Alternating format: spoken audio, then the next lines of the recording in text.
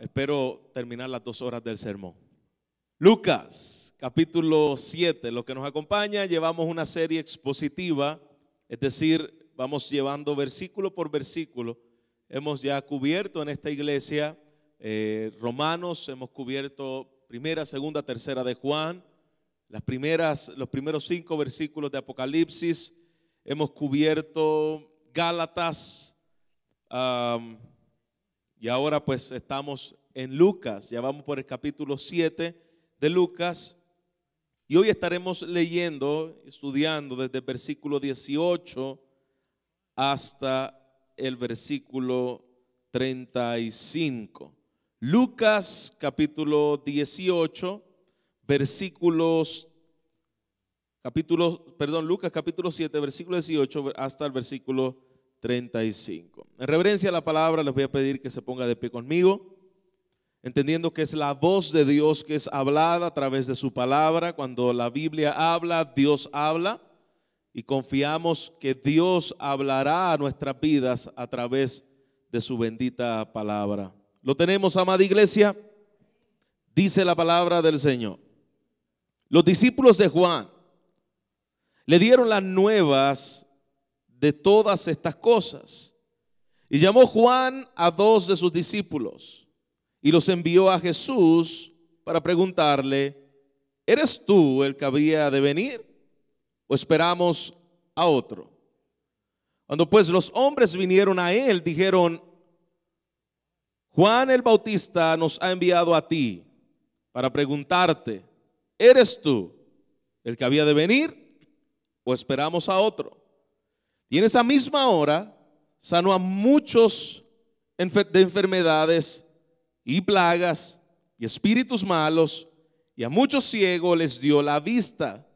Y respondió Jesús y les dijo: id y haced saber a Juan lo que habéis visto y oído. Los ciegos ven, los cojos andan, los leprosos son limpiados, los sordos oyen, los muertos son resucitados, y a los pobres les es anunciado el evangelio. Y bienaventurado es aquel que no halle tropiezo en mí.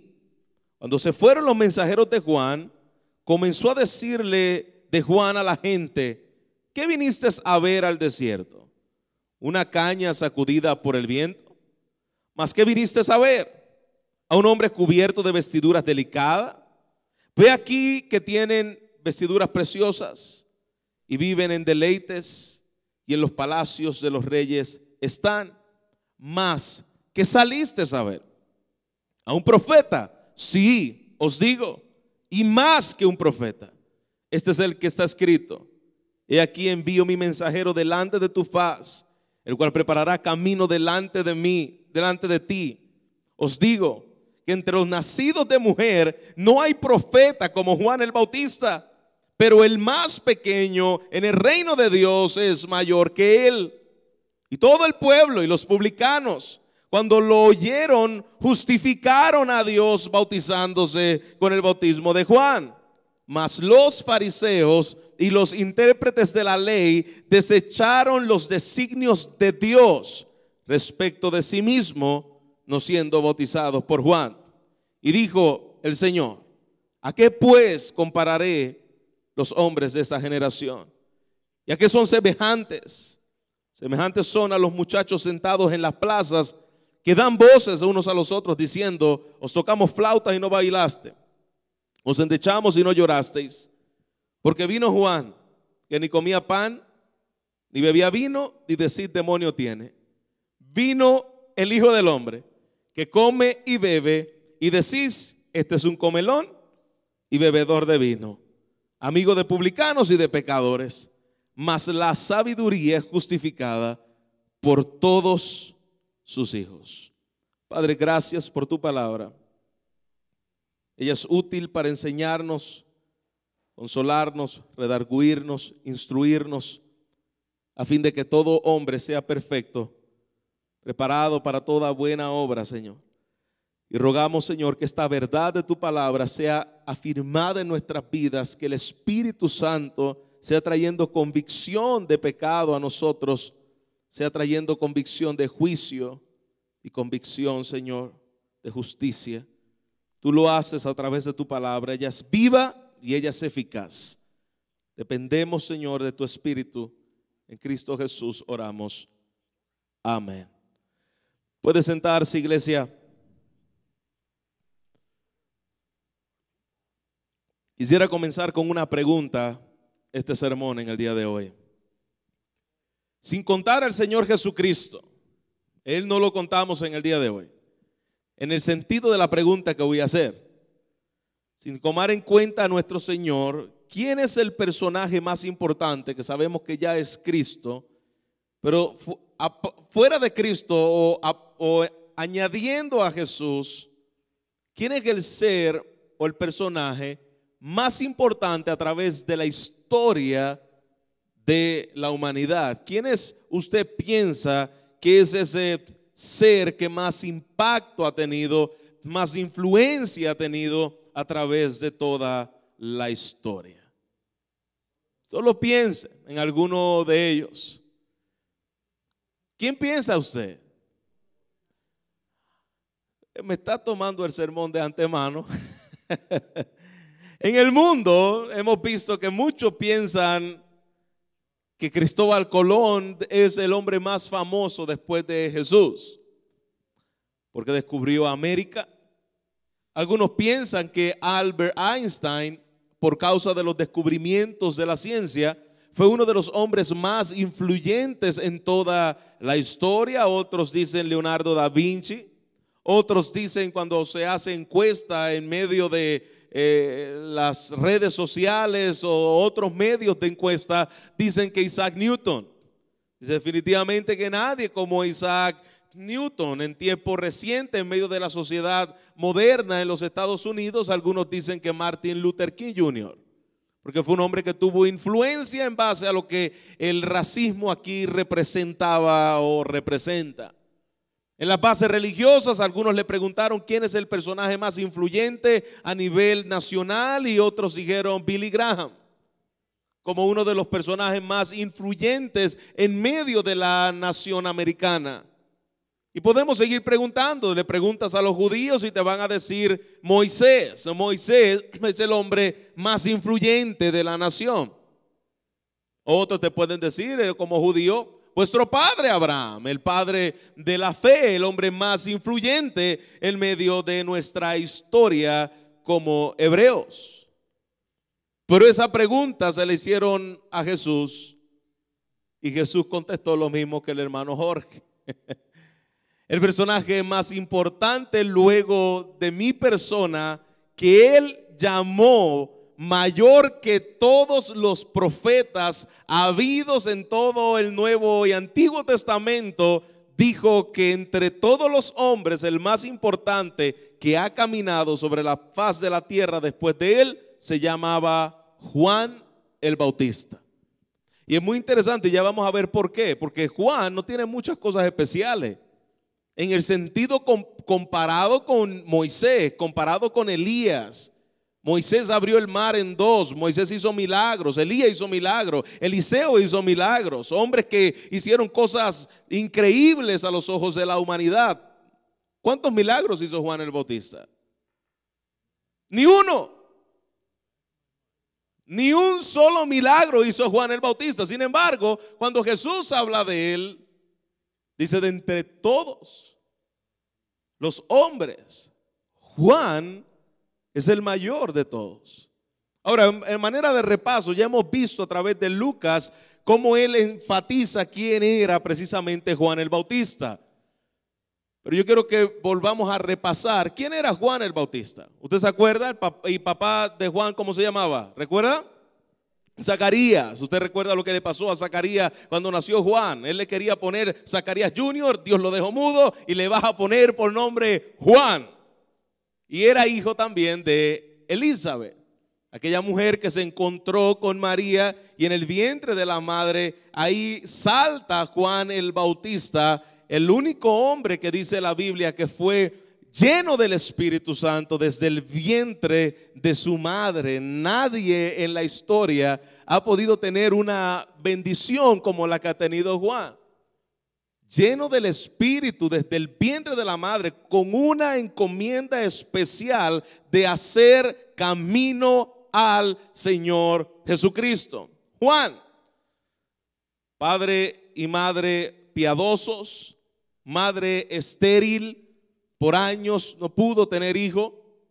Entra al escenario este hombre llamado Juan el Bautista luego de 400 años de silencio de Dios, donde Dios ya no había hablado, lo que se conoce como el tiempo de oscurantismo. La voz de Dios había sido apagada, es decir, Dios no había hablado desde el tiempo de Malaquías, cuando se cierra el libro, se cierra la transición de los profetas del Antiguo Testamento, y entra Juan a escena de 400 años sin escuchar un profeta, 400 años sin ver un milagro, 400 años donde la voz de Dios no estaba en la escena, y allí irrumpe este hombre llamado Juan el Bautista, donde se le conoce como el periodo intertestamentario, donde este tiempo Dios comienza nuevamente a hablar a su pueblo. Y llega este hombre muy poco común, un hombre con una personalidad ruda, un hombre con una personalidad en la cual lo veían ya en su vestimenta y lo veían con esas pieles de camellos que tenía encima. Probablemente no tenía buen aspecto físico, probablemente tampoco tenía buen olor, pero ahí estaba este hombre con una autoridad de lo alto impresionante. Juan el Bautista llamando: arrepentíos, arrepentíos, arrepentíos, en medio de una sociedad que se había tomado livianamente la religión. Allí estaba Juan llamando al arrepentimiento a los mismos líderes religiosos que estaban entre ellos. Arrepiéntanse, era el mensaje de Juan el Bautista, mensaje que en el día de hoy ya es quitado de las iglesias. Hoy no pueden hablar mucho de arrepentimiento, hoy no puedes hablar mucho acerca de lo que es señalar y apuntar el pecado, porque lo ven como mal. La gente no le gusta esa idea de que me señalen y me llamen a un arrepentimiento, pues era un ministerio no muy deseado tampoco. Juan no se llamó, Dios lo llamó antes de que naciera. Juan no se llamó a sí mismo. Ninguno de los profetas deseaban ser profeta, hermanos. Hoy en día los que supuestos profetas, los supuestos ungidos y apóstoles que se llaman a sí mismos, lo quieren porque es prestigioso para muchos. El profeta fulano de tal, y le dan 5 estrellas de hotel y lo ponen con guardaespaldas y lo tienen en un nicho con sus velas y sus seguidores, porque es un profeta y es un apóstol. Nada que ver con lo que era un profeta y un apóstol en el Antiguo Testamento. Un profeta y un apóstol genuino en el Antiguo Testamento, en el tiempo intertestamentario y en el Nuevo Testamento, eran hombres que por hablar la verdad de Dios le iban a cortar la cabeza. Hombres que no salían de las cárceles, hombres que eran perseguidos por anunciar la verdad, por anunciar: miren al Mesías. Y cuando llega Jesús, esta es la razón precisamente por la cual Juan es el mayor de todos los profetas. Cuando llega Jesús, es el único profeta en toda la Biblia que lo apunta y dice: he aquí el Cordero de Dios que quita el pecado del mundo. Nadie pudo hacer eso. Isaías anunció de Jesús, pero no lo vio. Jeremías anunció de Jesús, pero no lo vio. Moisés anunció de uno que sería mayor a él, pero no lo vio. Ninguno de los profetas, ni Zacarías, ni Jeremías, nadie pudo ver a Jesús cara a cara. Todos profetizaron de esas glorias venideras, pero ninguno lo pudo ver cara a cara. Precisamente por eso Jesús le llama a Juan: de entre todos los profetas, Juan es el mayor de todos, porque Juan apuntó al Mesías que habría de venir. He aquí el Cordero de Dios que quita el pecado del mundo. Juan tuvo el privilegio de bautizar a Jesús. Imagínate eso. Aquel que dijo, yo no soy digno ni de que te desate las sandalias de los pies. Eso dijo Juan acerca de Jesús. Tú me dices a mí que te bautice yo, que no soy digno de desatarte la sandalia. Y hoy en día muchos se creen dignos de desatarle bendiciones a Dios. Y Juan no se creía digno ni de desatarle las sandalias a Jesús. Y hoy le hablamos a Dios, desato ahora que tú me... Y tú dices, ¿a quién tú le estás hablando?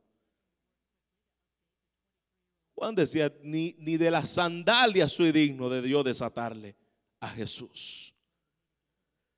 Pues ese fue el hombre que bautizó a Jesús aquí en la tierra. Juan, un hombre lleno del Espíritu Santo de Dios. Sin embargo,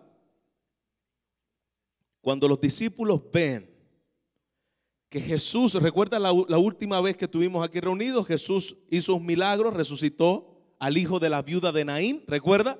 Pues esa fama se comenzó a regar por todas las ciudades. Ahí está el que hace milagro. Ahí está aquel que tiene autoridad, que es el que le dicen el Mesías. Los discípulos de Juan el Bautista comenzaron a oír esto y le dijeron, oye Juan, lo fueron a visitar a la cárcel. Ese primo tuyo, que se llama el Mesías, está haciendo milagros, acaba de resucitar al hijo de una viuda, la gente lo está siguiendo, tiene una autoridad increíble y especial. Sin embargo, tú estás aquí preso. Y Lucas nos dice que en el momento donde Jesús acaba de sanar al siervo de centurión, resucitar al hijo de la viuda de Naín, Juan el Bautista está escuchando de todas estas cosas de parte de sus discípulos. ¿Cómo aquel que es el Mesías sana a la gente? Y yo, Juan, eso puede estar pasando por la mente de Juan, porque mira la pregunta que viene. Y yo, Juan, el profeta que le prepara camino al Señor, me encuentro fastidiado en la cárcel, en medio de ratas, en medio le ponían en sus pies, en sus tobillos, lo amarraban con un cepo y eso creaba gangrena en medio de su pie, de su pierna. Ahí estaba este hombre.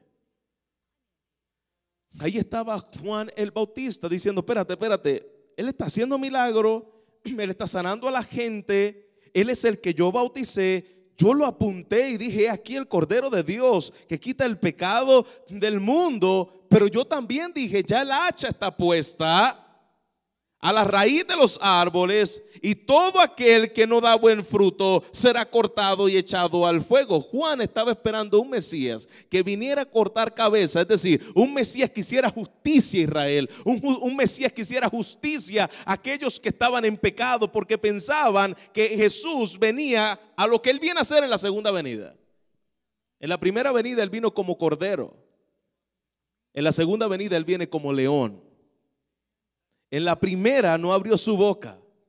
En la segunda venida la va a abrir y va a rugir y va a juzgar en justicia. Y aquello que dice Juan que vendrá a bautizar en Espíritu Santo y con fuego, es decir, él viene a bautizar en el Espíritu aquellos que son creyentes y con fuego aquellos que van a la condenación. El bautismo del Espíritu y el bautismo de fuego, es decir, el bautismo de la salvación y el bautismo de la justicia y de la condenación. ¿Dónde está el aventador en su mano? ¿Dónde está aquel que hace justicia? ¿Dónde está aquel que va a llevarse el trigo y va a cortar la cizaña? ¿Dónde está aquel que dijo que la paja iba a arder con fuego? ¿Dónde está ese Mesías prometido, poderoso, lleno de gloria y de justicia?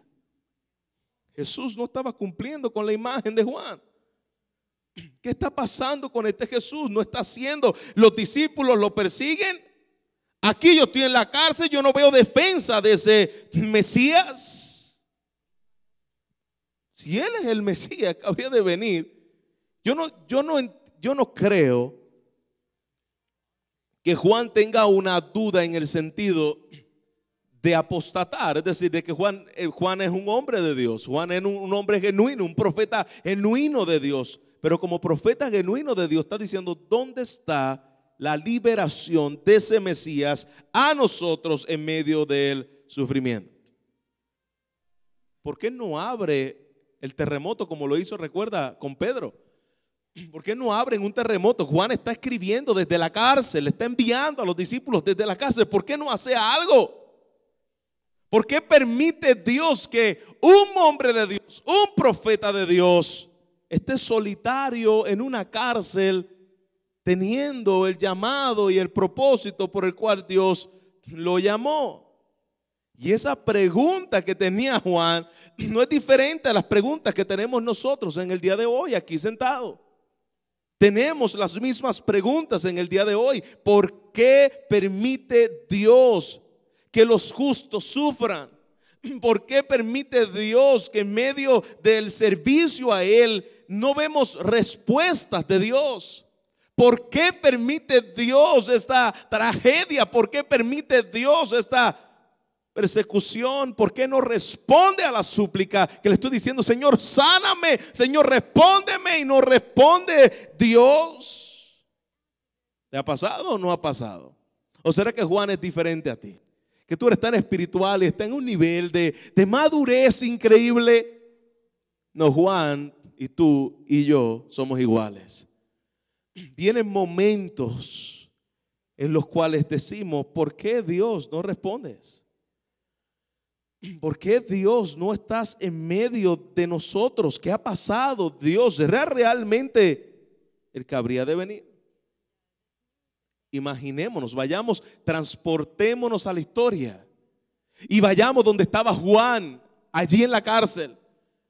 Imagínate que le está pasando una rata ahora mismo al frente de Juan, en medio de aguas apestosas, nauseabundas, de alcantarillado, acusado como el criminal más grande del estado de Israel. Allí está Juan el Bautista. Él escucha gente hablando, niños corriendo detrás de aquella cárcel donde él estaba. Años ahí preso, en una condición impotente, se sentía abandonado. Nadie me visita, ni mi primo hermano me visita. Jesús, se olvidaron de mí. Nadie me escribe ni siquiera una cartita para decirme, hola Juan, ¿cómo estás? ¿Cómo has estado?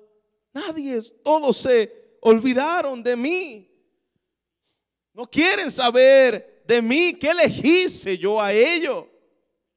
Ve y pregúntale. Aquel Jesús que hace milagros, aquel que yo apunté y dije, aquí el Cordero de Dios. Ve y pregúntale si Él es que habría de venir o esperamos a otros. Gracias, Juan. Salen los discípulos de Juan por el palacio, salen corriendo por aquella sala de Herodes.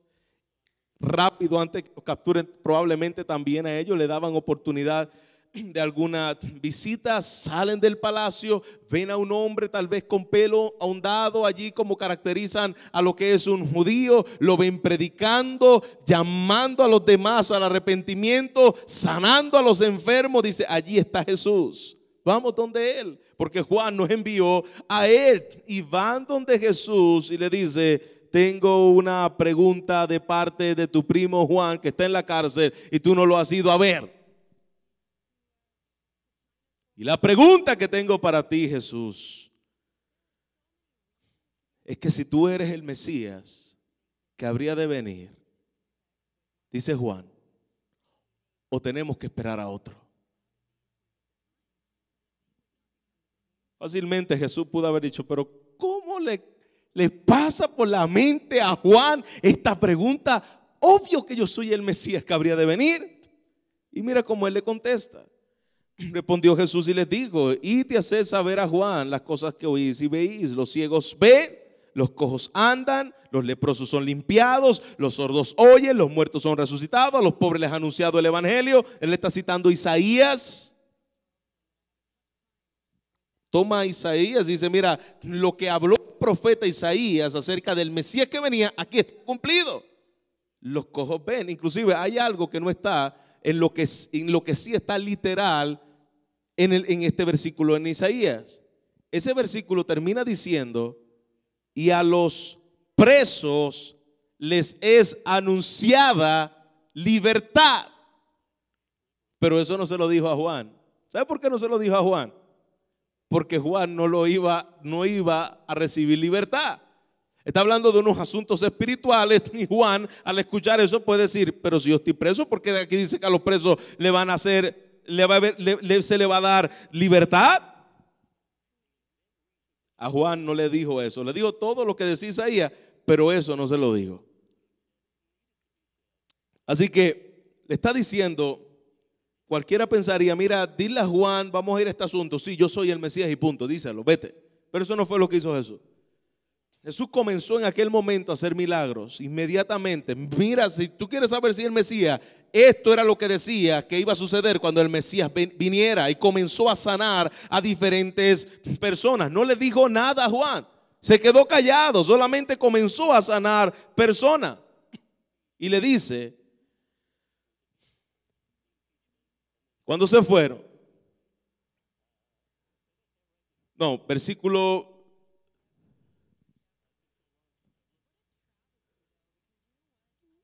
ok.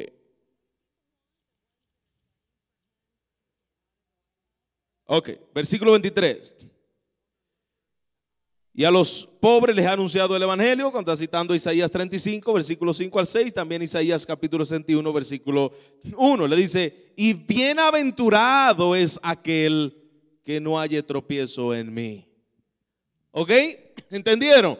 Mire cómo yo hago milagros, y quiero que le digas a Juan: bienaventurado es aquel que no haya tropiezo en mí. Se quedó en silencio y solamente le dijo eso. Le pudo haber dicho: obviamente que yo soy el que habría de venir, pero de la misma forma que tú te cuestionas: Señor, ¿por qué tú no me respondes de acuerdo a lo que yo te estoy pidiendo? Señor, ¿por qué tú no me das aquello que yo he clamado a ti? Y le cuestionamos a Dios: ¿por qué no me salva a mi hijo que llevo años pidiéndote por él? ¿Por qué no me sanas a mí que estoy en esta condición? ¿Te olvidaste de mi problema, Señor? Y Dios muchas veces no responde, pero está mostrándote. Y le dijo: mira, dile a Juan que no se ofenda. Eso es lo que significa esa palabra. Bienaventurado aquel que no haya tropiezo en mí. Significa: no te ofendas por causa de mi nombre. No te ofendas cuando por mi causa os vituperen y os persiga. No te ofendas cuando en medio de la cárcel no recibes ni tan siquiera una visita por amor a mi nombre. No te ofendas por lo que estoy haciendo. Está lento, todavía tú no ves la respuesta que tú quieres, pero no te ofendas. No te ofendas porque amo a mis enemigos. No te ofendas porque las expectativas tuyas son diferentes a las mías. No tengas tropiezo en mí. Yo lo voy a hacer a mi manera. Voy a trabajar conforme a mi propósito soberano. El fuego va a venir, Juan. La justicia va a venir, Juan. Pero yo no vine para eso ahora. No halles tropiezo en mí. Ahí vamos nuevamente otra vez, los discípulos de Juan el Bautista. Dice Juan: ya fuimos y le dijimos a Jesús lo que tú nos mandaste a decir. ¿Y qué te dijo? Dijo que no te ofendas por estar aquí en nombre de Él. Suficiente. También vimos, confirmamos que realmente Él es el Mesías. Lo vimos hacer milagros. Tan pronto le dijimos eso, comenzó a sanar gente. Vimos y confirmamos que Él es el Mesías. Y allí en la cárcel, Juan, a punto de ir precisamente a la muerte, comienza a escuchar una música de fondo, escucha mujeres hablando, y allí estaba una mujer que, para complacer los caprichos de su mamá, le dijo: ¿sabes qué? Yo quiero la cabeza de Juan, el que está allí en la cárcel. Probablemente se llevan a Juan, y mientras él va camino a la muerte, Probablemente esas palabras que Jesús les dijo, no te ofendas, no halles tropiezo en mí, retumbaban en su corazón. Se me puede olvidar cualquier cosa, pero el Señor me ha dicho, no halles tropiezo en mí por lo que yo estoy haciendo. Yo soy el que habría de venir. Yo lo soy, pero no te ofendas. Si me aborrecieron a mí, te van a aborrecer también a ti. Y eso nos puede pasar a nosotros, los hombres de Dios, en el día de hoy, las mujeres de Dios, en el día de hoy. Venimos a Jesús con distintas expectativas. Nos arrepentimos, creímos en Él y pensamos que en ese momento todo se me iba a resolver. Si hay una mentira grande que los predicadores dicen, ven a Jesús y todo te va a salir bien. Ven a Jesús y todo en la vida va a ser feliz. Ven a Jesús, hermano, eso es mentira. Si le dijeron eso alguna vez a un predicador, le estaban vendiendo un evangelio barato, mentirosos. Jesús nunca dijo, ven a Jesús y todo en la vida te va a salir bien. Al contrario. Si alguno quiere venir en pos de mí, niegues a sí mismo. ¿Sabe qué? La persecución va a venir de los mismos de adentro, de la casa. Así que Jesús nunca prometió una vida color de rosa aquí en la tierra. Al contrario, hablas de Él, va a venir persecución. Comienza a decir que Él es el único camino, la única verdad, la única forma en la cual podemos tener vida, y vas a tener persecución. Espera la persecución por causa del reino de Dios. No te ofenda cuando por causa de su nombre os persigan. Ahí era donde estaba Juan. Y Juan no estaba criticando a Jesús de espaldas. Juan tenía inquietudes genuinas. Juan no estaba chismeando las espaldas de Jesús. Habían inquietudes que él se preguntaba, pues que yo esperaba tal vez otra cosa de este Mesías. Yo lo esperaba más agresivo. Y él está diciendo, pues mira, para eso vino el Mesías. Para que los ojos espirituales vean. Para que los cojos espirituales anden. Para que los leprosos sean limpiados. Para que los sordos escuchen la voz de Dios, a través de Dios traer vida entre los muertos. Para que a los pobres de espíritu les fuera anunciado el evangelio. La respuesta de Jesús es clara. Mira, lo que yo estoy haciendo no es una obra física aquí ahora. Mi reino no es de este mundo. Por lo tanto, no estés teniendo expectativas de Jesús que Él no prometió en este mundo. Si nos han prometido que en este mundo Jesús vino a hacerte próspero, Jesús vino a darte todo lo que tú le pidas y todo lo que tú confieses, mi hermanos, ese no es el Jesús de la Biblia. Por eso estamos frustrados con Jesús. Jesús, pero ¿qué pasó? Y lo que tú me ibas a dar y lo que tú me prometiste. Y Jesús dice, no, que yo nunca te prometí eso. Yo nunca te prometí prosperidad aquí ahora. Yo nunca te prometí que venga a mí todo te va a salir bien. No, yo te prometí una vida eterna comprada precisamente a precio de sangre. Una vida en la cual ya no habrá más condenación para los que están en Cristo Jesús. Yo te prometí que a los que están en mi mano nadie los va a arrebatar. Yo te prometí que donde ustedes estén, yo también voy a estar. Donde yo estoy, vosotros también van a estar. Eso sí yo te lo prometí. Pero yo no te prometí que tú vas a tener una vida libre de problemas y de aflicciones. Al contrario, Jesús dijo, en este mundo tendréis ¿qué? Aflicción. En este mundo tendremos aflicción. Así que Juan, bienaventurado es el que no fuere escandalizado, aquel que no fuere ofendido por causa de mi nombre. Y cuando se van los discípulos de Juan, fíjate cómo hace Jesús. No lo hace cuando estaban los discípulos de Juan allí. Cuando ya iban cogiendo la curva, dijo que ya se fueron. Cuando se fueron los mensajeros de Juan, versículo 24, comenzó a decir a la gente que saliste a ver al desierto. Comenzó a alabar a Juan. Mi hermano, aunque tú no estés viendo el resultado que estás esperando de Él, los propósitos perfectos de Él se están cumpliendo en ti y Él intercede por ti a la diestra del Padre, aunque tú no lo veas. Cuando se fueron los mensajeros de Juan, comenzó a decir de Juan a la gente, ¿qué saliste a ver al desierto? ¿Una caña sacudida por el viento? ¿Alguien débil? ¿Más que saliste a ver? ¿A un hombre cubierto de vestiduras delicadas? ¿A un príncipe? ¿A un rey? He aquí los que tienen vestiduras preciosas y viven en deleites en los palacios de los reyes. Allí están los reyes. Pero eso tú no lo pudiste venir a ver porque ¿qué saliste a ver? ¿O saliste a ver un profeta? Sí, os digo más que un profeta. Este es de quien está escrito. Este es más que un profeta. Este es el que le prepara camino al rey. He aquí envío mensajero delante de tu faz, el cual preparará camino delante de mí. Jesús está apresurando y comienza a definir realmente quién es Él y quién es el propósito de Juan. Y aquellos que preparan camino, yo no sé si ustedes han tenido la oportunidad que un presidente famoso, un rey de una nación visite nuestros países. Hace como aproximadamente 3 años atrás, el presidente de la nación americana visitó mi país, visitó Puerto Rico.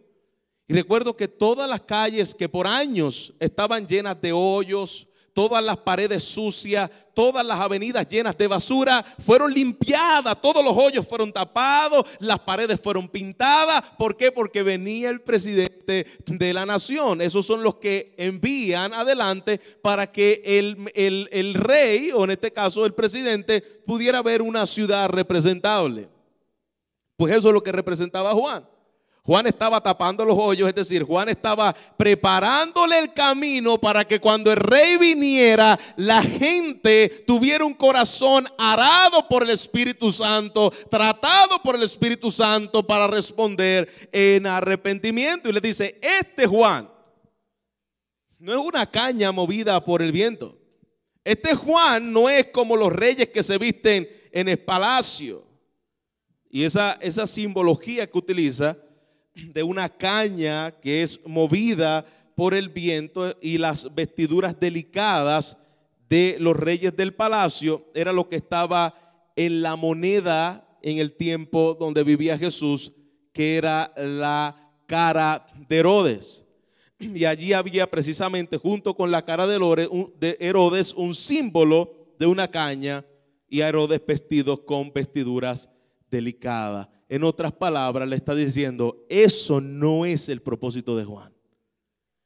Juan no es una caña que se dobla en cualquier dirección, que se deja llevar por cualquier evento o circunstancia de la vida. No, ese no era Juan.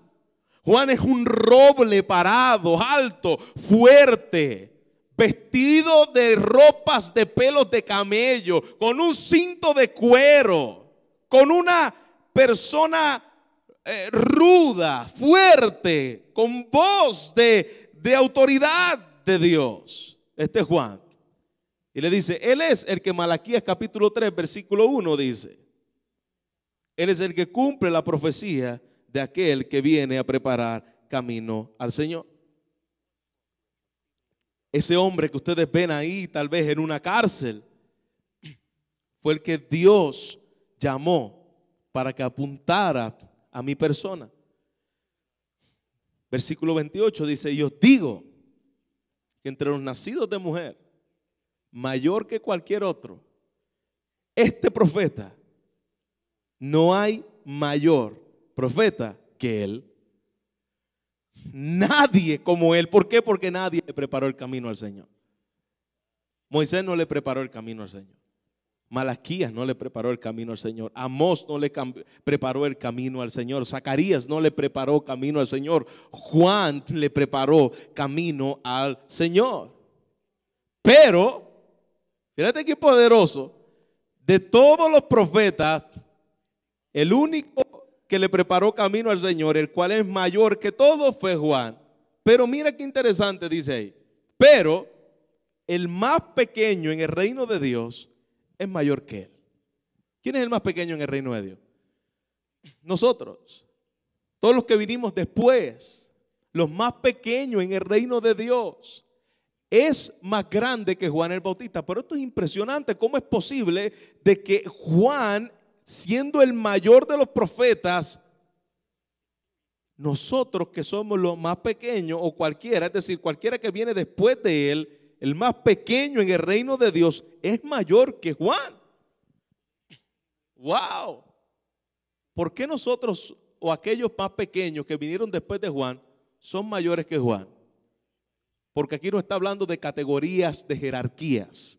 Aquí no está hablando que Juan era mayor en jerarquía que Moisés y que todos los demás hombres. No, no está hablando acerca de eso. Las jerarquías nacieron en el infierno. En el cielo no existen jerarquía. En el cielo no existen el arcángel, el que le sigue al arcángel, el apóstol, el profeta, el pastor, y necesitamos otra cobertura. No, en el cielo hay una autoridad por encima de todas las autoridades. Hay un nombre que es por encima de todos los nombres, que se llama Jesucristo, y todos los demás se llaman siervos del Altísimo, nada más. Pero en el infierno existen jerarquías y los hombres la copian. Esta es mi cobertura, este es el que sigue, este es el que sigue. Eso lo hace la religión, copiado del infierno. En el reino de los cielos no es así. Y pastor, ¿y por qué ahí dice que el menor en el reino de los cielos, el más pequeño, es mayor que él? ¿Qué es lo que hizo grande a Juan? Que lo hizo mayor que todos los profetas. ¿Qué lo hizo? ¿Los milagros que hizo? No. ¿Qué fue lo que lo hizo grande a Juan mayor que todo, iglesia? ¿Qué fue? Vio a Cristo, apuntó a Cristo, preparó camino a Cristo. Digo, es necesario que Él crezca y que yo mengüe. Apuntó al Mesías, se lo dio a los demás. He aquí el Cordero de Dios. Eso lo hizo grande a Juan. No fue lo que hizo Juan, es a quién apuntaba Juan. ¿Y qué es lo que hace más grande al más pequeño que a Juan? Que tuvo lo que Juan no tuvo. Lo que hizo grande a Juan es que vio lo que los demás profetas no vieron. Lo que lo hace más grande a los más pequeños en el reino de los cielos, que vio lo que Juan no vio. ¿Y qué fue lo que Juan no vio? Juan no vio al Cristo resucitado. Juan no entendió lo que era estar a la diestra del Padre. Juan no entendió lo que era el Espíritu Santo haciendo morada en el creyente. Eso Juan no lo vio. Y por eso dice la palabra, el más pequeño en el reino de los cielos es mayor que él. Versículo 29. Todo el pueblo y los publicanos, cuando le oyeron, interesante, el pueblo gentil, los pecadores, las prostitutas, los publicanos, es decir, los ladrones de impuestos, de la gente que trabajaba en el gobierno, la escoria de la sociedad, cuando lo oyeron, creyeron, justificaron a Dios. Es decir, aquí está la obra de Dios, la justicia de Dios por medio de la fe, y se bautizaron con el bautismo de Juan. Más los fariseos, los que eran líderes, los que eran religiosos, la pompa de la religión. ¿Qué hicieron los religiosos cuando lo oyeron? Los intérpretes de la ley desecharon los designios de Dios. No quiero eso. No me estés hablando de arrepentimiento.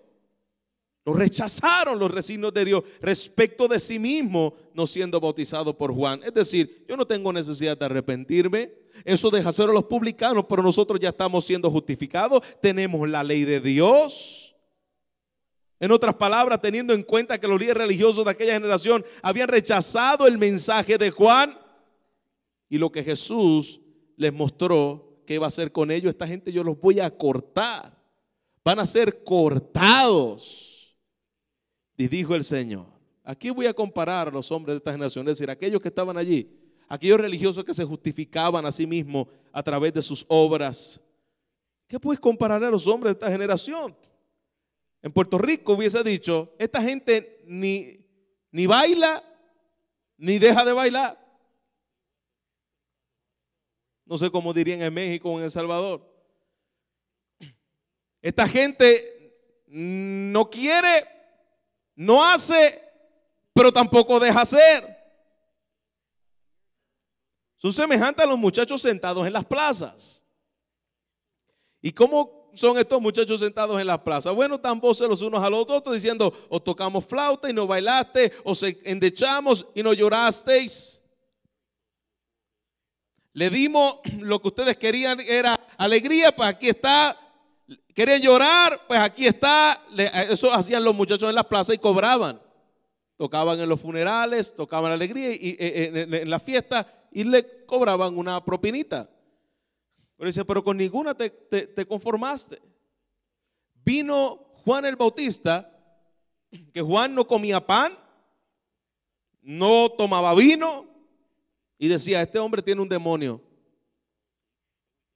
Ahora viene el Hijo del Hombre, y el Hijo del Hombre come, bebe con publicanos, no cerveza, ni que se estaba dando la vida alegre. Es decir, estaba con ellos dando testimonio de quién era él. Y dicen: oh, este es un comelón, un bebedor de vino, amigo de publicanos y de pecadores. Hermano, así son los religiosos. Los religiosos nunca están conformes con nada. Si se pone una falda roja, dice: ese rojo como que es de los Illuminati. Si se la pone blanca, dice: yo creo que este viene como de los mormones. Y si se la pone rosada, dice: yo creo que este es como del otro lado. Entonces siempre está buscándole pretextos a algo y nunca quieren obedecer lo que Dios dice. Pues los religiosos precisamente así estaba. Dice: mira, vino Jesús y le llaman ahora pecador. Vino Juan, le llaman demonio. Dos personajes en el sentido de carácter diferentes. Mas la sabiduría de Dios es justificada por todos sus hijos. En otras palabras, mira, dejen el juego religioso y vuélvanse a Cristo. Hombres satisfechos en Cristo es lo que realmente está en el reino de Dios. Dios no está buscando hombres. ¿Qué era Juan? Un hombre que sí estaba satisfecho con el Señor. Mira hasta dónde llegó. Solamente tenía esa intriga. ¿Qué pasó? ¿Me va a sacar de aquí, del problema del atolladero donde me encuentro o no? Juan, no te ofendas con esto. Siga adelante. Siguió adelante y murió por la causa de Cristo. Esos son los hombres que Dios está buscando en medio de la iglesia. No cristianitos de papeles que por cualquier cosa estamos llorando. Ay, que no me miró, que no me saludó, que no me hizo esto, que no me hizo lo otro. Hermano, imagínate a Juan con esas niñadas en medio de la iglesia. No, hombres que se pongan en la brecha y le crean a Dios, que prediquen aunque le cueste la familia, es decir, el rechazo de ella misma, aunque le cueste el rechazo de los amigos, aunque le cueste la vida como le costó a Juan.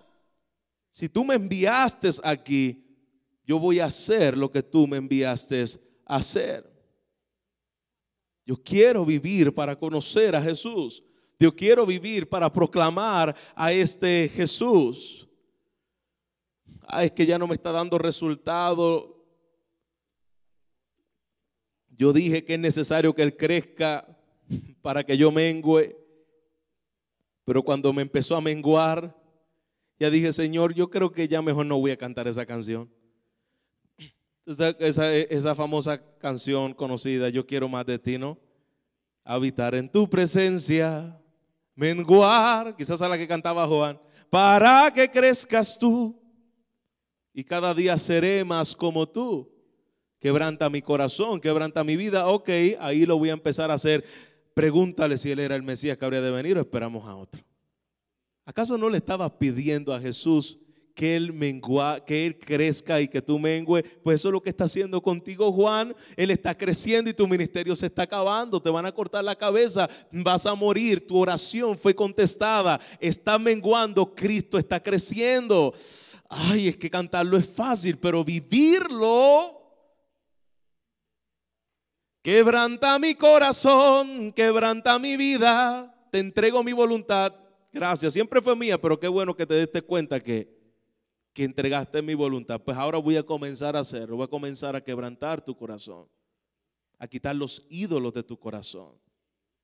Voy a comenzar a tratar esas áreas que tú has puesto otra cosa en lugar mío. Voy a comenzar a quitarlo. Te entrego mi voluntad. es mi voluntad, no es tuya, ¿verdad? Muy bien, yo soy el que guío tu vida, soy Señor de tu vida.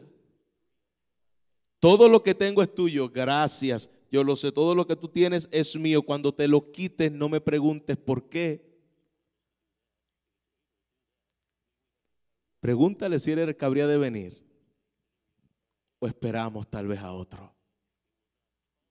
Todo lo que Juan le pidió, todo lo que Juan declaró de Jesús, se cumplió.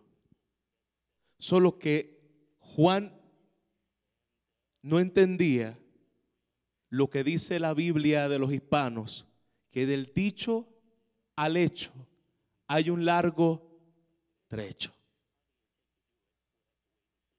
Una cosa, dicen en Puerto Rico, es con guitarra y otra cosa es con violín.